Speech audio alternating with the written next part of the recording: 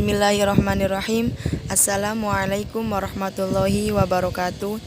Nama saya Zakia Agustina dari jurusan Pendidikan Bahasa Arab semester 2 dengan nomor NIM 2108102032. Pengertian ilmu linguistik. Linguistik adalah ilmu bahasa secara umum atau tidak terikat pada satu bahasa saja. Oleh karena itu, terkadang ilmu ini disebut dengan ilmu linguistik umum atau general linguistik. Berdasarkan keluasan objek kajiannya, linguistik dapat dibedakan menjadi linguistik umum dan linguistik khusus. Dapat ditebak bahwa linguistik khusus berarti memfokuskan kajiannya pada salah satu bahasa saja. Cabang ilmu linguistik. Yang pertama ada fonetik. Fonetik adalah bagian dari linguistik yang mempelajari proses ujaran. Studi fonetik umumnya terdiri atas 3 bagian utama, yakni 1. Fonetik akustik, yang kedua fonetik auditoris, dan yang ketiga fonetik artikulasi. Yang kedua, fonologi.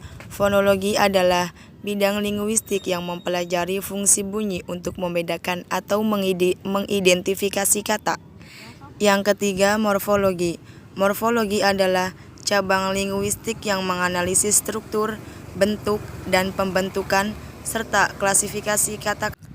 Yang keempat ada sintaksis.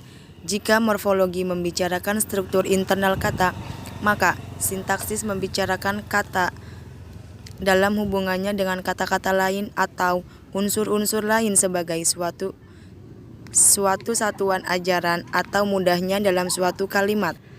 Yang kelima, semantik. Semantik adalah cabang linguistik yang mempelajari makna bahasa. Berdasarkan segi sifat telaah, menurut Mulyastuti, berdasarkan bagian-bagian bahasa yang dikaji, segi sifat telaah linguistik dapat dibedakan menjadi linguistik mikro dan linguistik makro. Linguistik mikro hanya mengkaji struktur internal atau bahasa tertentu atau struktur internal bahasa pada umumnya. Sementara itu, linguistik makro mengkaji suatu bahasa dalam hubungannya dengan faktor-faktor di luar bahasa. Studi linguistik ini akhirnya melahirkan lagi cabang-cabang linguistik seperti 1. Sosiolinguistik merupakan ilmu yang mempelajari aspek sosial dengan kegiatan berbahasa. Yang kedua, antropologi linguistik atau etnolinguistik adalah ilmu yang mempelajari hubungan antara bahasa, penggunaan bahasa, dan kebudayaan pada umumnya. Yang ketiga, neurolinguistik adalah ilmu yang mempelajari hubungan antara sistem saraf dan bahasa. Yang keempat, psikolinguistik merupakan ilmu yang mempelajari hubungan psikologi dan bahasa. Dan yang kelima, statistika, yaitu ilmu yang mempelajari gaya atau style bahasa. Cabang-cabang linguistik berdasarkan tujuan. 1. Linguistik umum. 2. Linguistik terapan. 3. Linguistik teoretis. Dan yang terakhir, sejarah linguistik.